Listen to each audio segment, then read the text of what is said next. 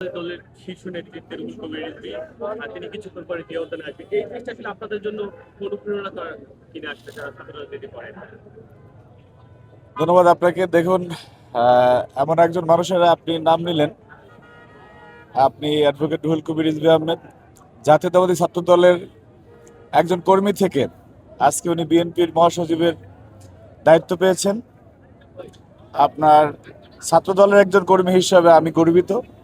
পাশাপাশি জাতীয়তাবাদী ছাত্র দলের সর্বস্তরের নেতাকর্মীরা আজকে গর্ববোধ করছে যে আহ, আমরা একটি গর্বিত অধ্যায় শুরু করলাম। রুহুল কবির রিজভী আহমেদ একদম রাজশাহী বিশ্ববিদ্যালয় ছাত্রদলের একজন কর্মী হিসেবে তার রাজনৈতিক পথ চলা শুরু। পরবর্তীতে তিনি রাকসুর ভিপি ছিলেন, ছাত্রদলের সভাপতি ছিলেন। আহ, মানে সাংগঠনিক কাঠামোর প্রত্যেকটি পরতে পরতে দায়িত্ব পালন করে আজকে বিএনপির মতো দলের উনি ভারপ্রাপ্ত মহাসচিব হয়েছেন। সুতরাং এটিতে যেরকম আমরা আনন্দিত, পাশাপাশি আমরা প্রচণ্ড রকম আত্মপ্রত্যয়ী এবং আত্মবিশ্বাসী যে আপনার জাতীয়তাবাদী ছাত্রদলকে নিয়ে অনেক সময় অনেক ন্যারেটিভ দেওয়া হয়। আজকে দেখেন যে মাননীয় প্রধানমন্ত্রী তিনি ছাত্রদলের সাংগঠনিক অভিভাবক, স্বরাষ্ট্রমন্ত্রী সে সাবেক ছাত্রদলের নেতা। আপনার অ্যাডভোকেট রুহুল কবির রিজভী আহমেদ উনি ছাত্রদল থেকে আজকে বিএনপির মহাসচিব। আপনার এনিবাই টুকুবাই রাজীব হাসান, হাবিবুর রশিদ হাবিব, অর্থাৎ ক্যাবিনেটের একটি বড় অংশ জাতীয়তাবাদী ছাত্রদলের, যেখানে জাতীয়তাবাদী ছাত্রদলের সাবেক নেতৃবৃন্দ আজকে দায়িত্ব পালন করতেছেন। সুতরাং ছাত্রদলের ব্যাকগ্রাউন্ডের যারা আজকে তারা বাংলাদেশ পরিচালনার যে স্টিয়ারিংয়ে আছেন, সেজন্য আমি গর্ববোধ করছি। একটি বিষয় খুব স্পষ্ট করে বলতে চাই যে আপনি দেখবেন যে অনেক ষড়যন্ত্র হয়েছিল, কিন্তু বেগম খালেদা জিয়ার আপসীর নেতৃত্ব এবং তারেক রহমান যে দৃঢ়তার সাথে দলকে পরিচালনা করেছেন, তাদের প্রতি আস্থা রেখে সারা দেশের নেতাকর্মীরা বিএনপিকে ঐক্যবদ্ধ, একদম তৃণমূল থেকে কেন্দ্র পর্যন্ত বিএনপি ঐক্যবদ্ধ ছিল।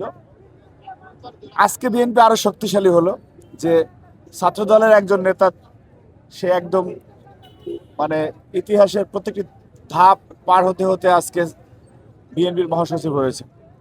সুতরাং সামনের পথ চলা হচ্ছে জাতীয়তাবাদী ছাত্রদলের সোনালী অতীতরা এবং ভবিষ্যৎরা সবার সমন্বয়ে সামনের বাংলাদেশ হবে ছাত্রদলের সাবেক ব্যাকগ্রাউন্ডের যে নেতারা, তাদের বাংলাদেশ। সামনের বাংলাদেশ হবে ছাত্রদলের বাংলাদেশ ইনশাআল্লাহ। কারণ আজকে আমি অ্যাডভোকেট রুহুল কবির রিজভী আহমেদ উনি ভারপ্রাপ্ত মহাসচিব হওয়ার পর থেকে ছাত্রদলের যত নেতাকর্মীর সাথে কথা বলেছি, সবার মধ্যে একটা উচ্ছ্বাস, একটা আনন্দ, একটা আবেগময় অবস্থা দেখেছি যে না, ছাত্রদল থেকে আসা একজন মানুষ বিএনপির ভারপ্রাপ্ত মহাসচিব হয়েছেন। আমরা বিশ্বাস করি ওনার উপরে যে দল যে দায়িত্ব দিয়েছেন, আস্থা রেখেছেন, সেটি উনি ওনার কর্মের মধ্য দিয়ে দলকে সেই আস্থার প্রতিদান দিবেন।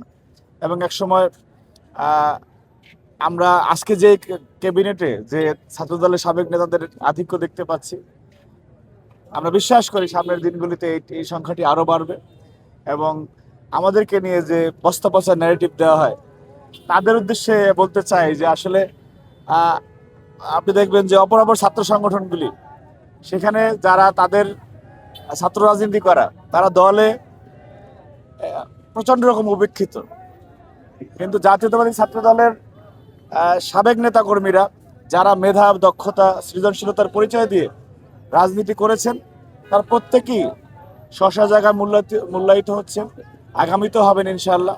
সুতরাং ছাত্রদল থেকে মেধা, মনন এবং সৃজনশীলতার যে রাজনীতি ছাত্রদল করে, সেটির একটি প্রকৃষ্ট উদাহরণ এই পদায়নগুলির মধ্যে থেকে প্রমাণিত হলো। ভাই, গতকালকে জামায়াত